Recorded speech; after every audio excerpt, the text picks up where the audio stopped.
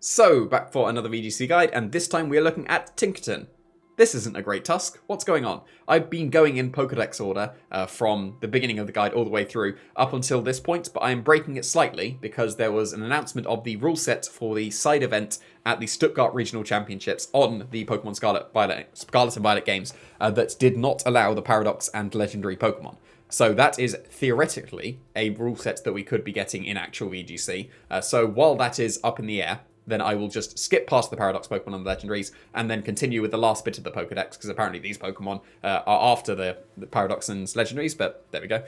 So Tinkaton is going to be next, and if the rule set comes out in next few days, which we're hoping it will, because it will be December at that point, theoretically we'll know what the VGC rule set is. If it includes the Paradox Pokemon and the Legends, then I'll go back to them. But otherwise, we're going for Tinkaton now, and I think that this is going to be an A Pokemon for sure. It's actually really, really good. It's got the objectively best typing in the game, so that's a great plus for it already.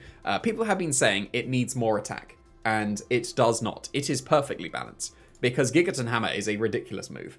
160 base power, with 100% accuracy, and it is even better than moves like Giga Impact, Hyper Beam, and, well, I guess Prismatic Laser is the equivalent, because that was 160 base power.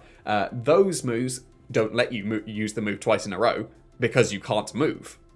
Whereas this, you can't use Gigaton Hammer, but you can do the other three things that Tinkaton has access to. So it is way better than Giga Impact, Hyper Beam, and Prismatic Laser. So it is pretty balanced, I would say, with 75 attack. It doesn't need more, and it's still going to be hitting incredibly hard. It's not just going to Oko everything, which I think people wanted, but it's going to do like, what, 80% to things, and that's going to be significant damage. You don't need more than this. This is perfectly balanced, given the fact that it's the best type in the game as well. And you can just boost your damage output a little bit with the Metal Coat.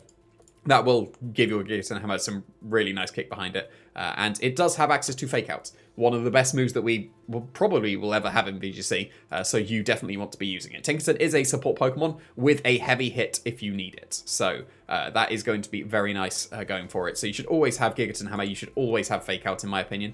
And then the last two moves are basically up for grabs, basically your favourite ones. So I played around with Tinkaton a little bit, and I did originally have Feint over Knockoff, but I did get into the situations where you've Gigaton Hammered one turn, and yes, you do actually want to do okay damage the next turn, but Feint wasn't doing it. So Knockoff is going to be utility on top of being able to do some reasonable damage. Dark and Steel is pretty reasonable as coverage as well. Getting rid of the items is going to be something that it can do while it can't, well, it's basically recharging the Gigaton Hammer, and it will still have some good utility in getting rid of the items as well. So, and then Helping Hands, Fake Out and Helping Hand is a very good combination if you're pairing it with setup Pokemon, because then you can go for Fake Out into the one target and set up your partner, and then if that needs a damage boost to KO the other thing, Helping Hand can sort that out. And Helping Hand stacking on top of the setup means that you're going to probably Yoko some things. So Fake Out and Helping Hand is a very good combination. Tinkaton has access to it, so why not? It is quite a bulky Tinkaton. So it has enough bulk to survive a Garchomp Earthquake, and then basically the rest into attack, and conveniently hits the 11N, where you get 2 for 1. So, also, a very nice speed as well. It outspeeds Adamant T-Tar pretty naturally, without any investment, even if you didn't have that 4 to split.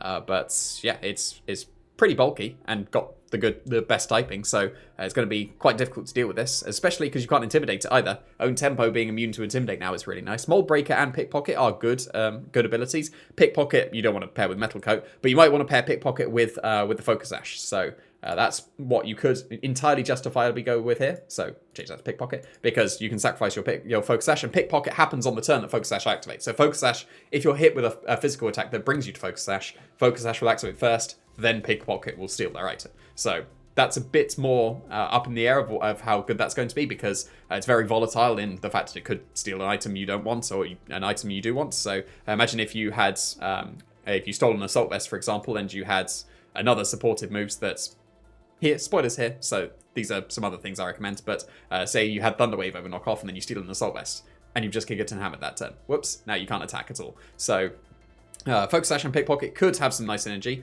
but then you can be intimidated, which is a bit awkward, and then your Gigaton Hammer isn't doing as much. But the fact that it's 94 speed as well means that Focus Sash is pretty justifiable in just going max speed to outspeed things, and then just Gigaton Hammer.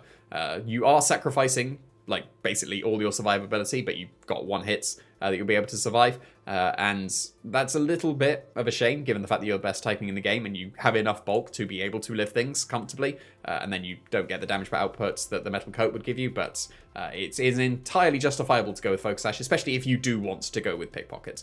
Mold Breaker is a great ability, but you don't really need it. The other two are better. So these are some other recommendations that I have on the Tinkaton as well for these attacks. Obviously, you should always have Gigaton Hammer, and you should always have Fake Out. This is not a moveset that I recommend. These are extra ones on top of Gigaton Hammer and Fake Out. So those two, +2. And these could be the +2 as well.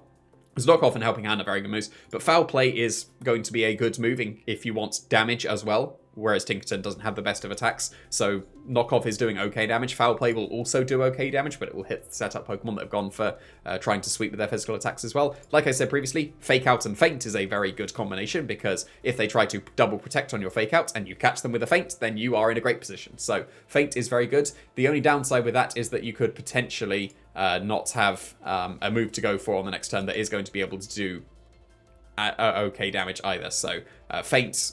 Actually, I've just had I'm going to break the status quo here, because I've just had the idea while recording this. So it is entirely justifiable to... I'm going to change this because you've already seen this one. You can absolutely do this. I think this would be pretty reasonable as well. There you go. And now you've bulked out your special defense as well, because if you don't want to have Helping Hand, then this seems entirely reasonable as well. So quite funny that I didn't think of this before, but I've thought of it mid-recording, and I'm not going to stop the recording just to change it. So here we go. Here's another set for free.